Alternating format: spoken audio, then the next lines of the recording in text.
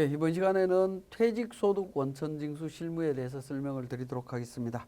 자, 퇴직소득이라고 하는 부분은 퇴직으로 발생한 소득에 대한 부분이고, 이 퇴직으로 발생한 소득은 실질적으로 발생 시점과 실제 소득이 실현되는 시점이 장기간에 걸쳐 있다라는 점이 일반 급여소득과는 좀 다른 부분입니다. 그렇기 때문에 세액 계산 과정이 일반 급여 연말정산 소득과는 다른 부분이 되겠습니다.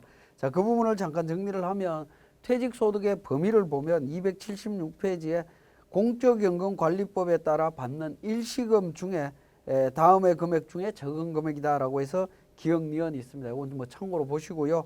그 다음에 동그라미 2번에 사용자 부담금을 기초로 현실적인 퇴직을 원인으로 지급받는 금액이다. 그러니까 퇴직으로 인해서 받는 건 전부 다 퇴직소득이다. 그렇게 이해를 하셔도 될 것 같습니다. 그 다음에 276페이지에 해고 예고 수당도 퇴직소득으로 이해를 하시면 되겠고요. 건설 근로자의 고용 개선에 관한 법률에 따라 지급받는 퇴직 공제금도 퇴직소득에 해당이 됩니다.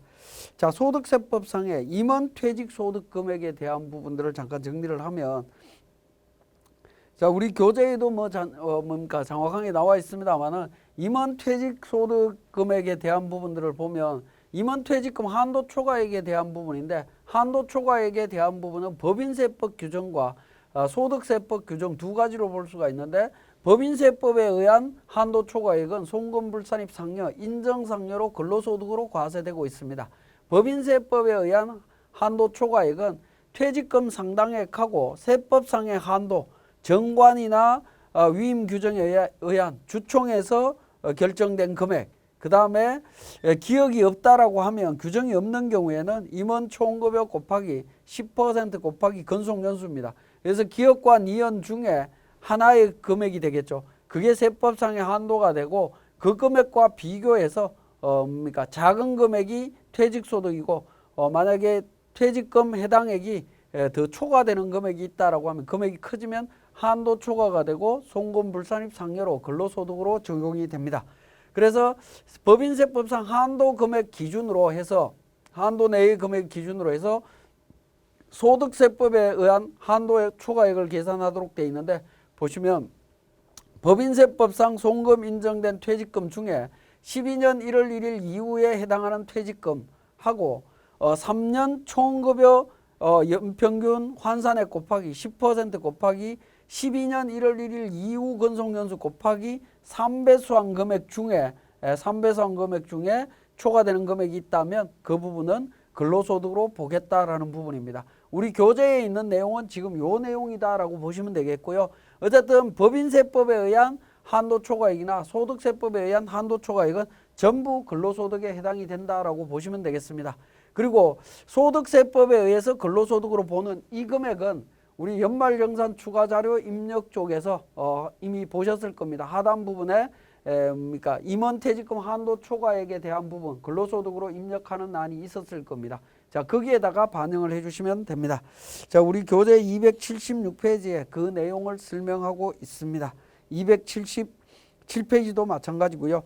자, 278페이지에 퇴직 판정 특례에 대한 부분입니다. 퇴직이지만 퇴직이 아닌 경우, 종업원이 임원이 되는 경우, 이런 경우에는 실질적으로는 퇴직하지 않았지만 퇴직으로 보겠다라는 부분입니다.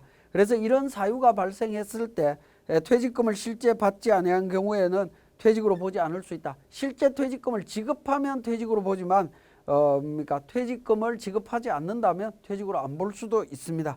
그 다음에 퇴직이 아니지만 퇴직으로 보는 경우가 있습니다. 동그라미 1번에 있는 부분은 근로자 퇴직급여 보장법에 따르는 중간정산 제도에 해당되는 퇴직금들입니다. 중간정산에 따라서 적용을 했다면 이것도 퇴직소득으로 보겠다라는 부분으로 이해를 하시면 되겠습니다. 자, 그리고 동그라미 2번에 279페이지에 근로자 퇴직급여 보장법에 따른 퇴직연금 제도가 폐지됐을 때 그때 받는 연금도 퇴직금으로 보겠다라고 보시면 되겠습니다. 자, 퇴직소득의 수입 시기가 되겠네요. 퇴직소득의 수입 시기는 퇴직한 날로 보시면 됩니다. 퇴직한 날 퇴직소득의 수입 시기로 보고 그때 원천징수하면 됩니다.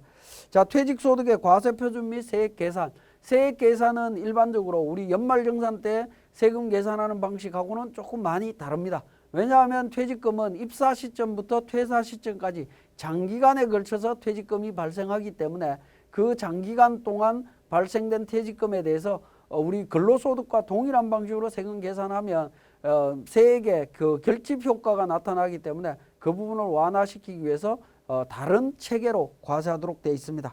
자, 과세 표준은 퇴직소득금액은 퇴직소득금액은 비과세 퇴직소득을 제외한 총 급여액을 말합니다. 퇴직급여액을 말합니다. 자, 과세 표준은 퇴직소득금액에서 퇴직소득 공제금액을 순서대로 공제를 합니다. 자, 퇴직소득 공제액은 그 근속연수 공제액 플러스 환상급여 공제액이 되겠습니다. 근속연수는 근무한 기간에 따라서 5년 이하는 1년에 30만 원씩 공제가 되고요. 10년 이하는 초과되는 연수에 대해서 50만 원, 이런 식으로 해서 20년 초과될 때는 120만 원씩 공제를 해주고 있다라는 겁니다. 자, 환상급여가 되겠습니다. 자, 환상급여는 퇴직금액에서 근속연수 공제를 차감한 금액 곱하기 그 근속연수분의 12로 계산하도록 되어 있습니다. 환상급여를 계산을 하고요. 이렇게 환상급여를 계산한 다음에 그렇게 계산된 금액이 800만 원까지는 100% 공제를 하고 7천만 원 이하일 때는 60% 해서 환산급여 공제 금액을 계산하도록 되어 있습니다. 자, 그렇게 계산한 근속연수 공제 금액과 환산급여 공제액을 합친 금액이 퇴직소득 공제 금액이 되겠습니다. 자, 그렇게 차감하고 나면 이제 과세 표준이 계산이 될 거고 그 과세 표준을 기준으로 산출세액을 계산을 합니다. 세율은 기본 세율인 6%부터 42%까지 적용을 합니다. 이때 적용할 때 산출세액은 그 환산급여에서 환산급여 공제 금액을 뺀 금액 곱하기 기본세율 곱하기 12분의 근속연수로 계산하도록 되어 있습니다. 자, 이렇게 이제 그 12분의 근속연수로 계산을 하다 보면 282페이지처럼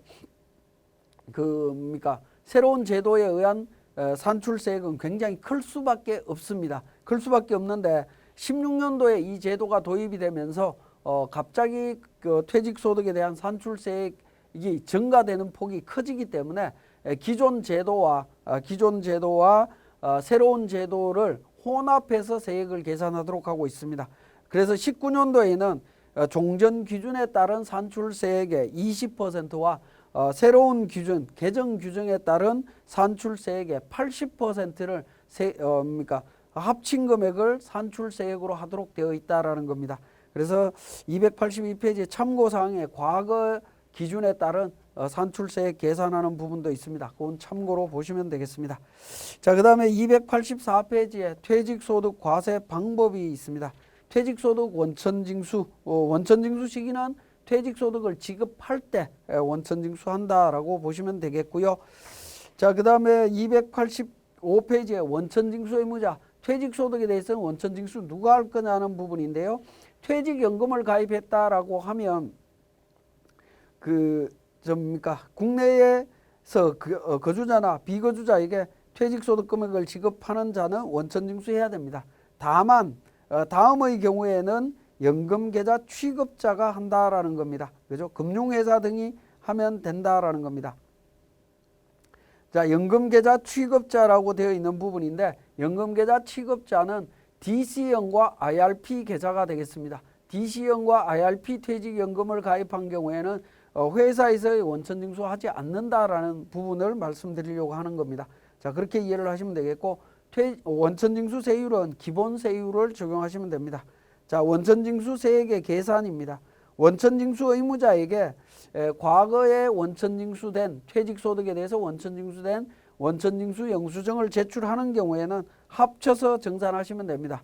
그 경우가 86페이지에 있습니다. 해당 과세기간에 이미 지급받은 퇴직소득, 그러니까 예를 들어서 퇴직하기 전까지 1월 달부터 그 사이에 중간정산이라든가 뭐 이런 부분으로 퇴직금을 지급받았다면 당연히 당해 연도에 퇴직금이 2번 생기기 때문에 합쳐서 계산하시면 됩니다. 그리고 동그라미 2번은 근로제공을 위하여 사용자와 체결하는 계약으로서 사용자가 같은 하나의 계약인 근로계약에서 이미 지급받은 퇴직금. 요 부분은 이제 중간정산 퇴직금을 의미하는데 과거에 2019년도 이전에 이미 퇴직금을 중간정산으로 지급받은 게 있다면 그 부분을 합산해서 정산하시고자 하신다면 원천징수 영수증을 제출하는 경우에 합산해서 할 수 있다라는 의미로 이해를 하시면 되겠습니다. 자, 5번에 퇴직소득세액의 정산이라고 하는 부분이 있는데 정산하는 퇴직소득세는 이미 지급된 퇴직소득과 자기가 지급할 퇴직소득을 합계한 금액에서 퇴직소득세액을 계산한 후에 이미 지급된 퇴직소득에 대한 세액을 뺀 금액으로 한다. 이 부분은 뭐 당연한 내용이죠. 기납부세액으로 차감을 해준다라고 보시면 되겠습니다. 자, 지급명세서 제출과 관련해서는 3월 10날까지 제출하시면 되겠습니다. 다음 연도 3월 10날까지 퇴직금에 대한 지급명세서 제출하시면 됩니다. 자, 지금까지 우리 퇴직소득세 계산 과정에 대한 내용들을 정리했습니다.